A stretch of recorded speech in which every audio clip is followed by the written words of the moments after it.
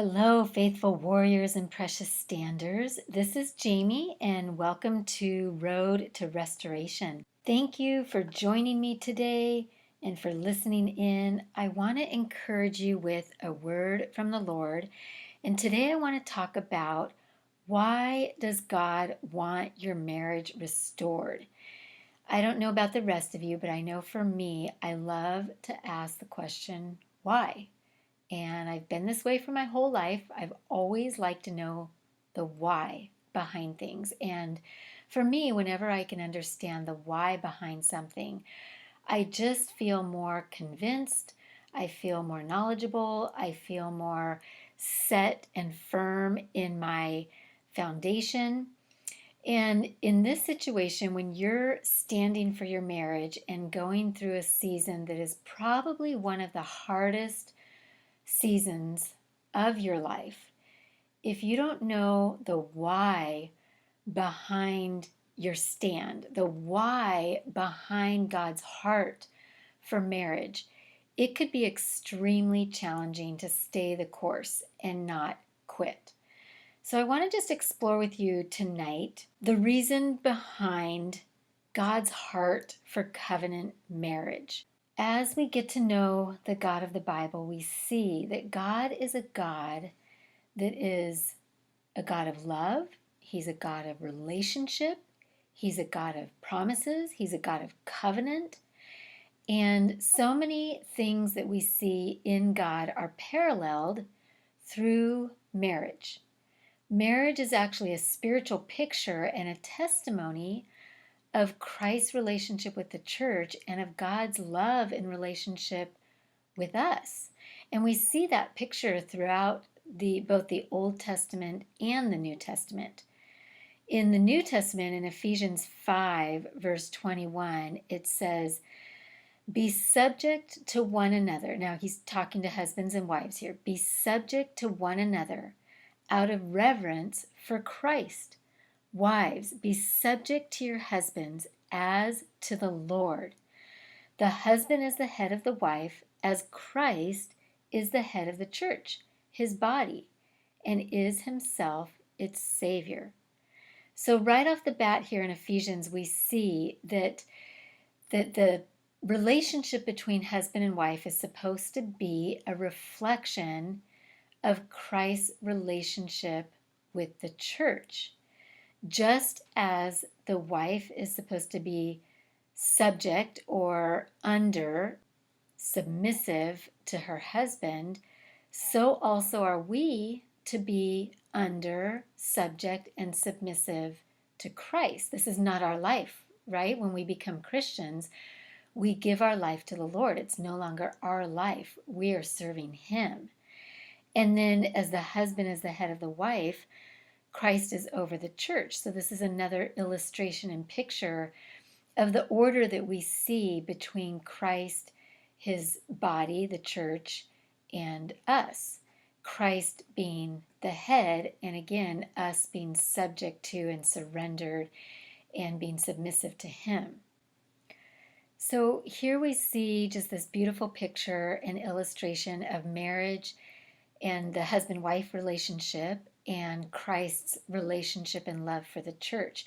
And when you think about marriage, when you think about this relationship where the two become one flesh, where you're living life together day in and day out, everything you do is something that you do with the other person, or you might check in with the other person to make sure that it's okay with them. You're considering them at all times. You're forgiving them. You're extending grace and mercy because sometimes marriage is hard. You're enjoying them. You're laughing with them. You're intimate with them. You have fun together. You go on adventures together. You might start a business together. You have a ministry together. You have a purpose together. These are all different ways that God relates to us. So in his relationship with us, he forgives us. He extends grace. He extends mercy. He leads us. He guides us. He covers us. everything that we do within our marriage could be, should be a reflection of our relationship with Christ. And it's a tangible manifestation. It's a physical relationship, whereas Christ and God is more of our spiritual relationship. But there's just so many parallels that we're really able to live our Christian life out in its fullness when we're in relationship with our spouse. And it's really through marriage, or one of the ways.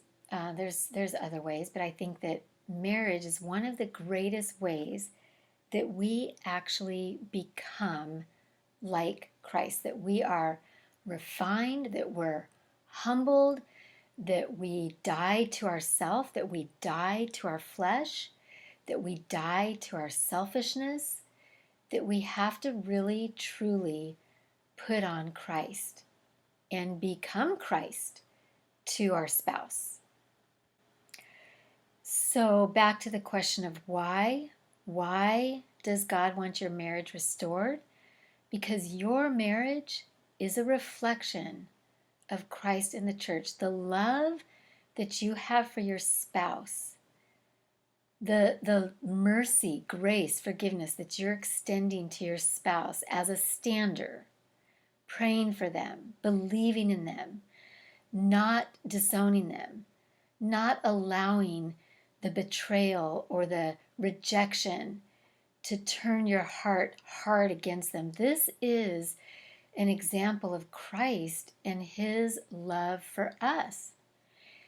And we see this in the Old Testament when the nation of Israel becomes unfaithful to God. And in the book of Hosea and also in the book of Amos, we see this theme of idolatry. And Israel basically turned their back on God. Israel rejected God as their God and started serving other gods. And God equated this with a spouse having an affair and becoming unfaithful to their covenant husband or wife. And you can just hear God's broken heart in Amos 11 and Hosea 11 and Amos 3. You can just hear the sadness of God as he talks about his beloved chosen Israel, nation of Israel, that betrays him, that turns their back on him, that starts to serve other gods. Israel hadn't just rebelled, they actually broke covenant with their covenant God. The God whose love they rejected is the God who chose them for himself and brought them out of the land of Egypt. He rescued them. He brought them into the promised land. He chose Abraham from way, way back to be the father of his chosen nation. And just like a husband chooses a wife and they form a covenant, God formed this covenant with the nation of Israel. And that was broken. That was broken through their idolatry. So we see a picture here where Israel had been unfaithful to God by following other gods and by breaking the commandments that God had given them. And what does God do? What does God do when Israel rejects and betrays God? When Israel has an affair on God, does God in turn his back on them? Does God choose another nation? Does God choose other people? Does God use that as an excuse to reject and abandon them? No, he doesn't. And this is the most beautiful and amazing picture of forgiveness that I think I've read about. We see in Hosea 14 that the Israelites begin to feel guilty for their sin, for turning towards the Canaanite gods, the idolatry that they did, and they repent. And in chapter 14, we see this beautiful picture of God forgiving them and embracing them back and loving on them. And this is one of the most amazing visual pictures of a relationship that was broken, a relationship that was broken by idolatry, or in this case, God is equating it with adultery, which I'm sure many of us can identify with. And instead of completely rejecting Israel, he forgives them. He forgives them completely. He embraces them. He welcomes them back. He wants relationship with them.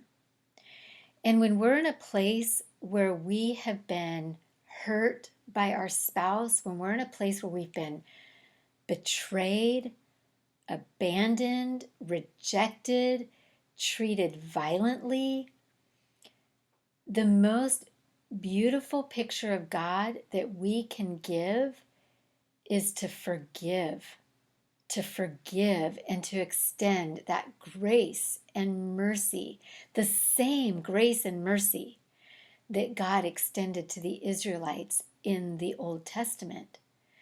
So we see here that we have an opportunity. We have an opportunity not just to love our spouse in marriage, in a good marriage, but we have an opportunity to extend unconditional love, unconditional grace, unconditional mercy, unconditional forgiveness when it's not deserved.